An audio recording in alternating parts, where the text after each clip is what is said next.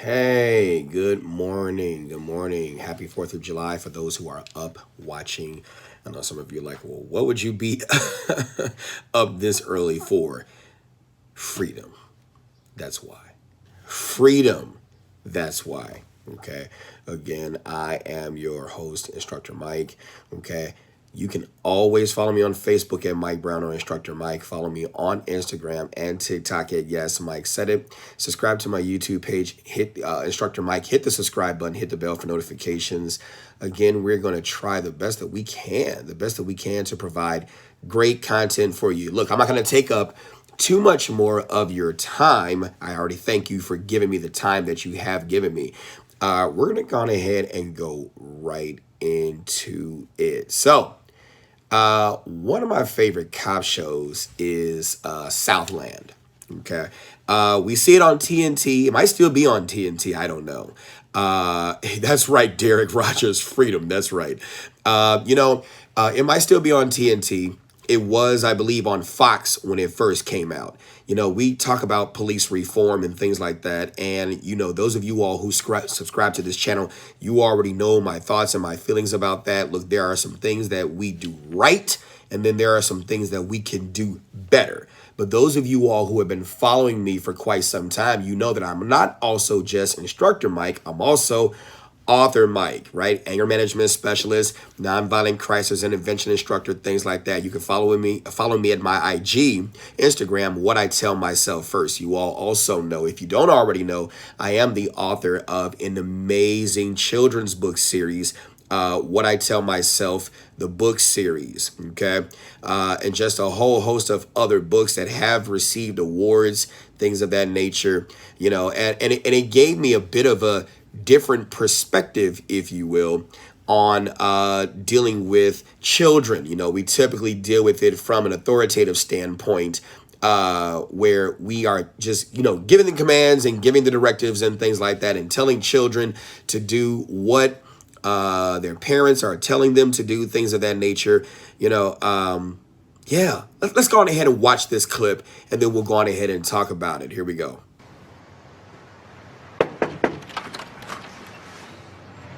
We're here to investigate a child abuse complaint. I didn't call the police.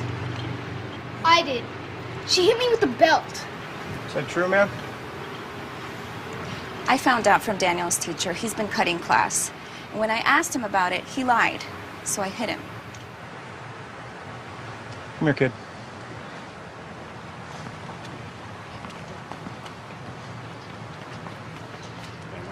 How long ago did this happen? A few hours ago.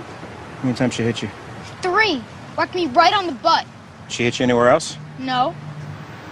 She hit you with her fist or another object? No. Just the belt. Has this happened before? No. All right, we need to take that belt and put it into evidence. I've been acting out a little, and I felt like I had to. Am I going to jail? You called the police on your mom because she disciplined you for ditching school. That's child abuse. I've got rights. Who told you that? My friends. Hit him again. You know what? You got some bad advice from your buddies from the playground, pal. You don't ever call the police on your mom. Had that been my mom, you'd be calling me from the floor. I gotta be back here again because you were ditching class. I'm gonna peel this big belt off and I'm gonna hit you myself. You got it? John. Get inside.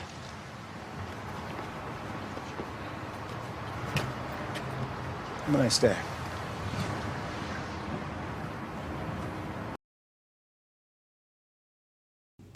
Now, I look at stuff like this, and it's troubling. It really is. You've got two different angles of approach in terms of how you could look at this. Again, not going to take up too much more of your time. Let's just get to the nuts and bolts of it. One, you could look at it from the authoritative standpoint, right? Well, Mike, the absence of the belt is the reason why these children are acting like this. Okay, yeah, that could be, assumed because of how we turned out, right? I am a survivor of child abuse. I'll say that again. I didn't say a victim. It's about the mindset. I'm a survivor of child abuse. And 9 times out of 10, those of you watching this probably are too. I want you to go so far into what police has likely done in certain respects and in certain instances. Not all police, but what some, in fact, if not half of the police in these circumstances, what they have done to attribute to parental failure. Let's re-examine what he said. One, she hit him with the belt. Okay. Hit him on the butt. You know, when the police officer, you know, John, asked the child what was going on, or the mom what was going on, you know, I got a call from his teacher, you know, said he had been cutting class. When I asked him about it, he lied, so I hit him. So is that what we're doing? Is that what we're doing? And then when John asked the child says he has rights. Okay. One, children do have rights. We sit here and look at certain circumstances, let's just say in the wake of Bill Cosby being released from prison, and those people who have their feelings about that. You know, some will say, and I've listened to all different types of arguments, and not even just on Bill Cosby. I don't want to focus on him, but that's been the more recent thing that has just occurred. You know, well, this is one of the reasons why sexual assault victims don't come out, or this is the reason why children don't speak out. This is the reason why this is the reason why that, because every time you speak out, we get suppressed, right? And if you look at children and why they don't speak out, I was asked a question previously in another group. You know, I do have a Clubhouse group as well, and I have a club in that app, Clubhouse, called Check That Box, a results-driven club. And we begin to look at, I was asked a question why police don't encourage children to reach out. Well, you just seen an example of a child reaching out to the police, to someone who's a secondary or third or tertiary, third, whatever, authority figure. You know, and when the police officer tried to reach out, it got met with pushback. You know, go inside. You don't ever call the police on your mom. You don't ever tell on your mom. Wait a minute. Not all parents are good parents. Not all good parents do good things. Not all good parents get it all the time. Not all good parents get it right. There are some great parents who do misuse their authority and take out their issues in their life on the child. We don't know if that was the case here, but these are all truths. Spot the lie. Then we begin to look at what she said in her complaint. You know, the teacher called home and said that he was cutting class. Did we bother to go into the examination of why he was cutting class? Was he cutting class at that age? At that age, was he cutting class because he was a bad kid? Or was he cutting class because teacher touches too much? Shh. Do we examine what is causing this kid to cut class? Well, he lied to me. You know, something about children and lying, right? When we're talking about children and lying, and for those of you all, the 7 who are watching now, because of course it's early in the morning, don't forget to like and subscribe and share this video, because, you know, a child not embraced by the village will burn it to feel its warmth. That's what we have now. Let's get back to children lying.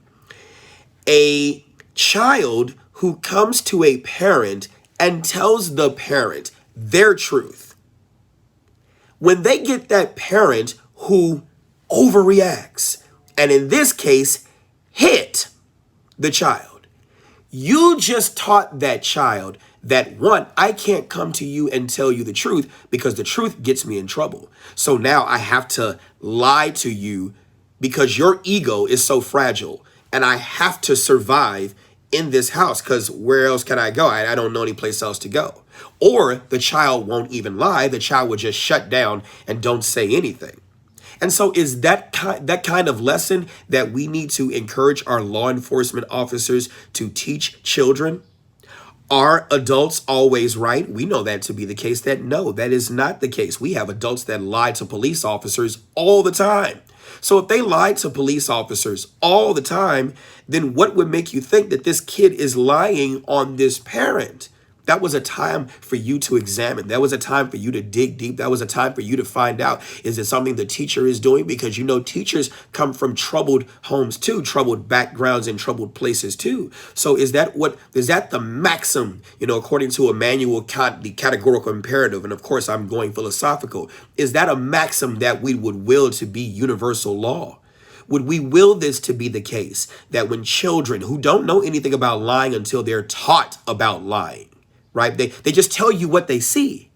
Is that what we would will to be universal law, that we believe that a child is automatically lying without further examination, right? Then, all of a sudden she couldn't, take the lying. So then she hit him. See, that's part of the problem. When you have no lessons to teach, you default to beat. I'll say that again. When you have no lessons to teach, you default to beat. When there are so many lessons to teach a child, so many lessons that you didn't learn growing up, we are the collection of our education and experience. We are the collection of our education and experience, not just in policing. You've heard me say this before, but also in parenting too.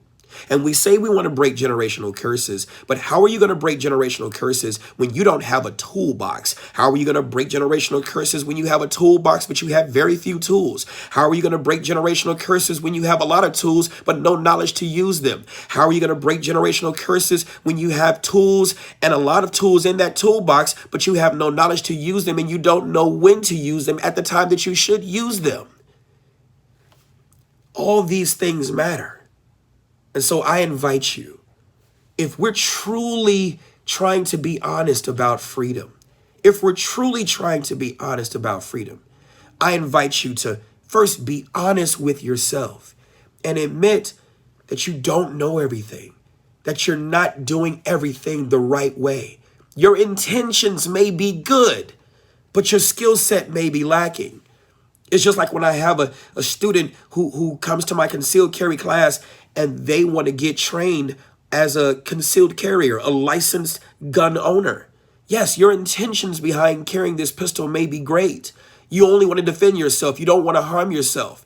And yes, you do have that tool and maybe that ability to at least pull the gun and press the trigger if you don't freeze because you're scared of the situation that you're in. But if you don't gain more skills by first being honest about what you know, Socrates even said this, and of course I'm paraphrasing, I know this, and that is I know nothing, in Plato's Apology. I know this, that I know nothing. The minute you can admit that you don't know anything, that's at that moment for that particular situation in that context, that is the portal through which you can learn because you're open to learning. And if we're going to do things differently with our kids, if we're going to do things differently with our society, for those of you all who are still in policing, you have to understand certain things in terms of what motivates a person to certain behaviors, right? I'll introduce this to you. I got to put this on here. If you have not heard of the theory of Maslow's Hierarchy of Needs, Maslow's Hierarchy of Needs, I'm going to go ahead and introduce this to you if you have not heard of that theory, okay? And this may be small. You may not be able to see it, but I'm going to still go on ahead and put on the screen for you to go on ahead and take a look at it. And then we're going to, close this out and you be on to onto your way, Maslow's Hierarchy of Needs is a psychological theory of motivation and personality. When I was in the colleges and I was teaching criminal justice, sorry about that, sinuses, we would talk about rational choice theory. We would talk about this all the time. And with rational choice theory, this is, a theory where person has choice A, they have choice B, and then there's the options underneath those choices. And then that person picked choice B or choice A, the negative choice. And then with the negative choice, they would go on ahead and we would judge them. We would say, well, you knew what you were doing when you did what you did. You had a choice. You thought about it. Hey, you at least should have thought about it. You knew what you were doing when you did it. Okay. And that is typically where it ends. Rational choice theory, right? But then there's another theory that doesn't get talked about as much, right? And that is Maslow's Hierarchy of Needs. And that's in the area of psychology, right? In Maslow's Hierarchy of Needs, you have it where you have physiological needs, safety needs, love and belonging, esteem, and self-actualization. You have those theories, right? And so in that, we'll have a separate class on that so that you all can understand Maslow's Hierarchy of Needs. But you've got your physiological needs, your safety needs, your love and belonging, your esteem, and self-actualization. And this theory is critical to understanding what motivates a person, how their personality is. What motivates a person and how their personality is, what causes them to do what they do. Not the acceptance of that thing, but at least the understanding so you can know how to approach them. We got to do better. We got to do better. We got to do better. Okay? We just got to do better. So I appreciate you all on this 4th of July for coming in and even listening to this live, whatever the case may be. And of course, we were in the middle of it and we had some technological difficulties. So we'll post this back up for you to be able to watch this. It's going to keep the recording going on so that you understand and don't miss the message. This is very, very, very, very important. I'll play the video again, and then I invite you, to go to my page and then, begin to look at the books. What I Tell Myself, the book series, you can go to whatitellmyselffirst.com, whatitellmyselffirst.com. These are amazing children's books, award-winning children's books. These are your tools that are going to help you understand how to do things differently. You don't know what you'll do until it's time to do, how to do things differently. If we don't find better tools and first admit that we don't know everything, we can't know everything. I get it. Children didn't come with a manual. Trust me, I understand that. But we got to do things differently, because if we don't do things differently, we're only going to do certain things like take out our anger on our children. And that's why, one of the reasons why, of course, there are many, but that's one of the primary reasons why we have what we have. If everything starts at home, and you hear police officers say this all the time, well, it starts at home. How about you raise your children? How about you do this? How about you do that? Well, yeah, it does start at home. You can't police your way out of this situation. You can't, in essence, school your way out of this situation. It has to start at home. I will end with this video.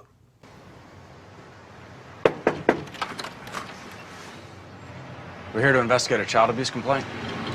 I didn't call the police. I did.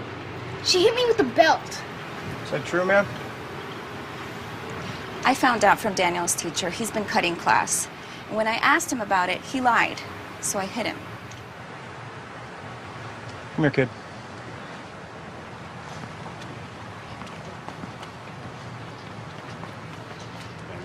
How long ago did this happen? A few hours ago. How many times she hit you? 3. Whacked me right on the butt. She hit you anywhere else? No. She hit you with her fist or another object? No. Just the belt. Has this happened before? No. All right, we need to take that belt and put it into evidence. I've been acting out a little, and I felt like I had to. Am I going to jail? You called the police on your mom because she disciplined you for ditching school. That's child abuse. I've got rights. Who told you that? My friends. Hit him again. You know what? You got some bad advice from your buddies on the playground, pal. You don't ever call the police on your mom. Had that been my mom, you'd be calling me from the floor. I gotta be back here again because you were ditching class. I'm gonna peel this big belt off and I'm gonna hit you myself. You got it? John. Get inside.